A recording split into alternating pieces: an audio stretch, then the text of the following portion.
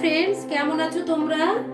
আজকে আমি আবার একটা রান্না তোমাদের কাছে নিয়ে এলাম, যেটা হচ্ছে ফুলকপি ভাপে। ফুলকপি তো সবাই অনেক তেল দিয়ে রান্না করে খায়, কিন্তু আমার উদ্দেশ্য হলো হেলদি রান্না করা। হেলদিও হবে আবার টেস্টিও হবে। তো আমি তার জন্য কি করেছি দেখো, ফুলকপিটাকে এরকম ডুমো ডুমো করে কেটে নিয়েছি। এই গোড়াগুলোকে একটু চিড়ে চিড়ে দিয়েছি। এই যে গোড়াগুলোকে একটু চিড়ে চিড়ে দিয়েছি, আর এরকম ডুমো ডুমো করে ফুলকপি কেটে নিয়েছি। এবং ফুলকপির মধ্যে আমি একটুখানি এই নতুন আলু, এরকম ছোট আলুগুলোকে একটু হাফ হাফ করে কেটে দিচ্ছি। মানে আলু তোমরা দিতেও পারো, নাও দিতে পারো, নতুন আলু তো একটু দিলে ভালো লাগে। তো আমি এই দুটো এরকম করে কেটে নিয়েছি।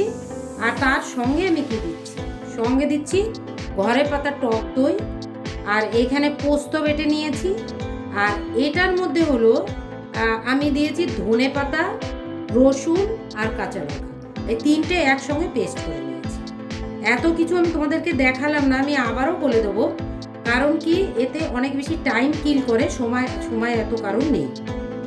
আর এইটা এই যে ফুলকপি আর আলু, এটাকে আমি প্রথমে কি করব, একটু জলে জাস্ট, ফুলকপি বেশি সেদ্ধ না, একটু ভাপ দিয়ে নেবো। প্রথমে আলুটাকে আমি একটু বেশি জল দিয়ে বসিয়ে একটু ফুটিয়ে নেব। আলুটা একটু হতে টাইম লাগবে, মোটামুটি এটা আলুটাও আমি 60-70% সেদ্ধ হয়ে যাবে, আর ফুলকপিটাও তাই। এই দুটোকে ভাপ দিয়ে জল ফেলে দেবো। তারপরে আমি কিভাবে করব তোমাদেরকে দেখাতে থাকবো, তোমরা সঙ্গে থেকো এবং দেখতে থাকো। তোমরা দেখো, আমি প্রথমেই একটা জল বসিয়ে দিয়েছি। জলটার মধ্যে আমি ফুলকপি আলুটাকে ভাপ করব, এই জন্যে জলটা অল্প গরম হয়ে গেছে। আমি প্রথমেই আলুগুলোকে দিয়ে দেবো। আলুগুলো ভালো করে বয়েল হয়ে গেলে তারপরে লাস্টে ফুলকপি দিয়ে অল্প রেখেই নামাতে হবে। তো আগে আলুগুলো হোক ঠিক করে, আর এর মধ্যে আমি একটু নুন দিয়ে দেবো।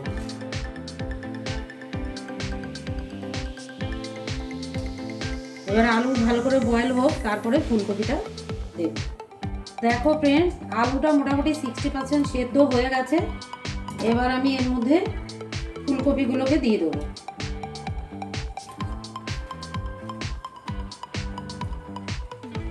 ফুলকপি দিয়ে বেশিক্ষণ করতে হবে না, মোটামুটি 2-3 মিনিট ফুটিয়ে তারপরে জল ঝরিয়ে নিতে হবে।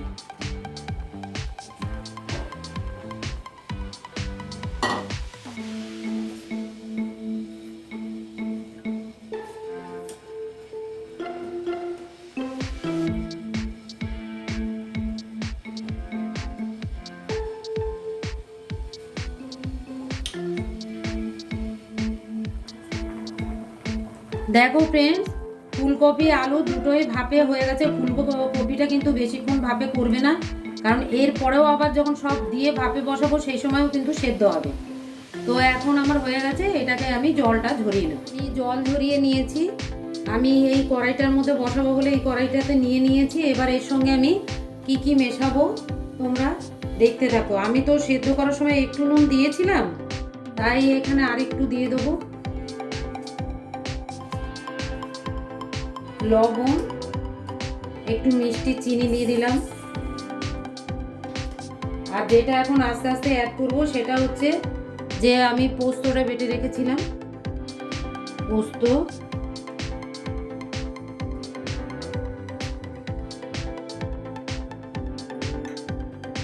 ধনে পাতা, লঙ্কা আর রসুন।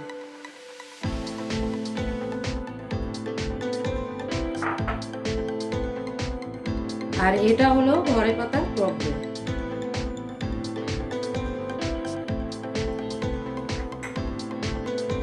একটুখানি গোলমরিচের গুঁড়ো দেবো। লঙ্কা তো এর মধ্যে দেওয়াই আছে, কাঁচা লঙ্কা।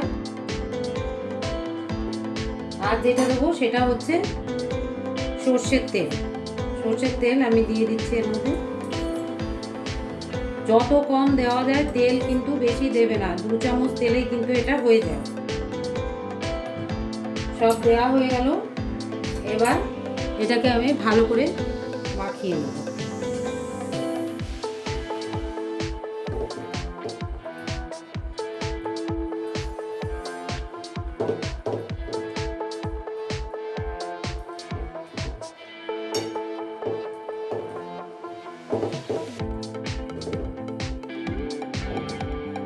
মাখানো হয়ে গেছে। এবার আমি আবার উনুনে বসিয়ে এটা ভাপ দেবো।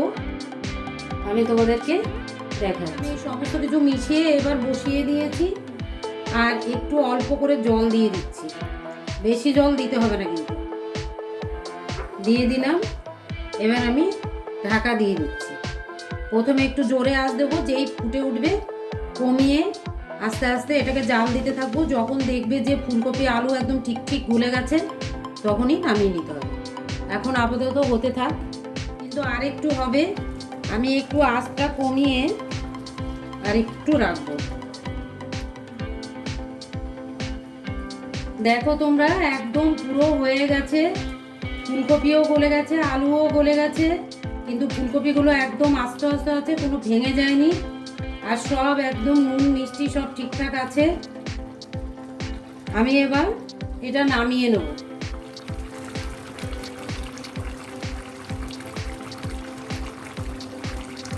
দেখো ফ্রেন্ডস, আমি নামিয়ে নিয়েছি। ভীষণই একটি ভালো রান্না, এবং সব থেকে বড় কথা হচ্ছে এটা ভীষণ হেলদি, তার সঙ্গে টেস্টি। তোমরা খেয়ে দেখবে, এটা রুটি পরোটা ভাত সব কিছুর সঙ্গে খাওয়া যায়। ইভেন শুধু শুধুও খেতে পারো। না খেলে আমি কিছুই বলতে পারবো না কেমন লাগলো। তোমরা অবশ্যই খেয়ে আমায় যদি কমেন্ট করে জানাও, আমি খুব খুশি হব। তোমরা অবশ্যই করে খেয়ে আমায় বলবে। এবং আর একটা কথা, আমার ফিটনেস চ্যানেল লিংক সেটা ডেসক্রিপশান বক্সে দেওয়া থাকবে, তোমরা অবশ্যই ঢুকে দেখবে। অ্যাকচুয়ালি আমার একটা জিম আছে, আমি ফিটনেস ট্রেনার টিচার দুটোই। আমি চাই তোমরা সবাই যেন সুস্থ থাকো, এমন খাবার খাও যেটা নাকি খেয়ে তোমরা হেলদিও থাকতে পারো। তাই অবশ্যই তোমরা কমেন্ট করে আমাকে জানাবে কেমন লাগলো। সবাই ভালো থাকবে। Thank you for watching. Take care. Bye by.